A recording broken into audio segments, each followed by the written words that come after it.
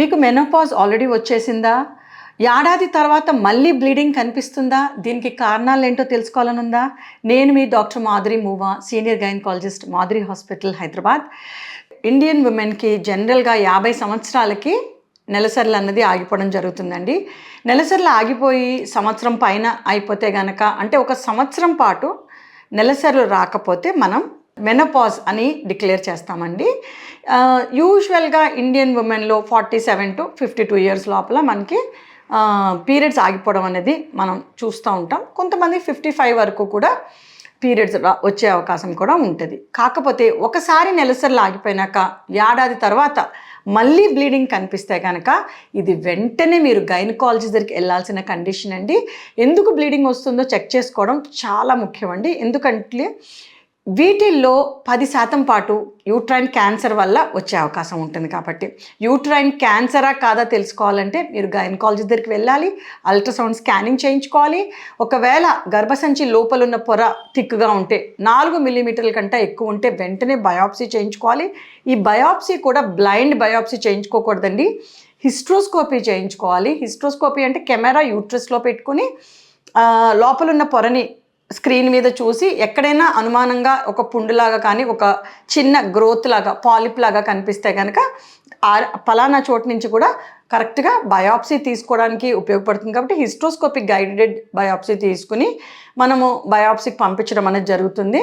So post menopausal bleeding అంటే నెలసరి ఆగిపోయిన ఏడాది తర్వాత మళ్ళీ బ్లీడింగ్ ఎంత తక్కువ మోతాదులో పడినా కూడా, అంటే జస్ట్ స్పాటింగ్ అయినా కూడా దాన్ని చాలా సీరియస్ తీసుకోవాలండి. కండిషన్ని వెంటనే ఎవాల్యుయేషన్ చేయించుకోవాలి. ఎవాల్యుయేషన్ అంటే ఎందుకు అవుతుంది బ్లీడింగ్, స్కానింగ్ కానీ ఎంఆర్ఐ కానీ మీ డాక్టర్ గారు చెప్తారు. వెంటనే బయాప్సీ చేయించుకోవాలా, గర్భసంచి మూతికి ప్యాప్స్మియర్ చేయించుకోవడం, కళ్ళతోటి డాక్టర్ గారు చూసి గర్భసంచి మూతి మీద ఏమైనా పుండు ఉందా, అక్కడి నుంచి బ్లీడింగ్ అవుతుందా, లేదంటే గర్భసంచి లోపలున్న పొర నుంచి బ్లీడింగ్ అవుతుందా, లేదంటే కొంతమందికి చర్మ వ్యాధుల వల్ల దానివల్ల ఇచ్చింగ్ వచ్చి అధికంగా అక్కడ స్క్రాచ్ చేయడం వల్ల కూడా బ్లీడింగ్ రావచ్చు. చిన్న చిన్న ఇన్ఫెక్షన్స్ వల్ల కూడా రావచ్చు అండి.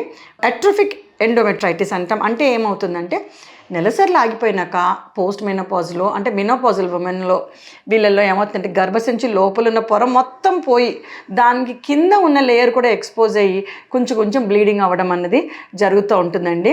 సో ఇది రెండో కాజు. పాలిప్ అన్నది ఆల్రెడీ మాట్లాడుకున్నాము. ఎండోమెట్రియల్ హైపర్ప్లేషియా అంటాం. అంటే గర్భసంచి లోపలున్న పొర ఉండాల్సిన కంట కొంచెం అధికంగా థిక్కెన్ అవ్వడం. యూజువల్గా 3 మిల్లీమీటర్స్ కంట పెరగకూడదండి నెలసర్లు ఆగిపోయినాక. కానీ అది 4 మిల్లీమీటర్స్ కంట ఎక్కువ ఉంటే గనక వెంటనే బయాప్సీ చేయించుకోవడం చాలా ముఖ్యమండి. యూట్రైన్ క్యాన్సర్స్ ఏమైనా ఉన్నాయా? యూట్రైన్ క్యాన్సర్స్ 100లో 10% పేషెంట్స్లో మనం పోస్ట్ మెనోపాజల్ బ్లీడింగ్తో వచ్చిన పేషెంట్స్లో చూస్తామండి. 1 out of every 10 పేషెంట్స్ కాబట్టి దాని ఇన్సిడెన్స్ చాలా ఎక్కువ.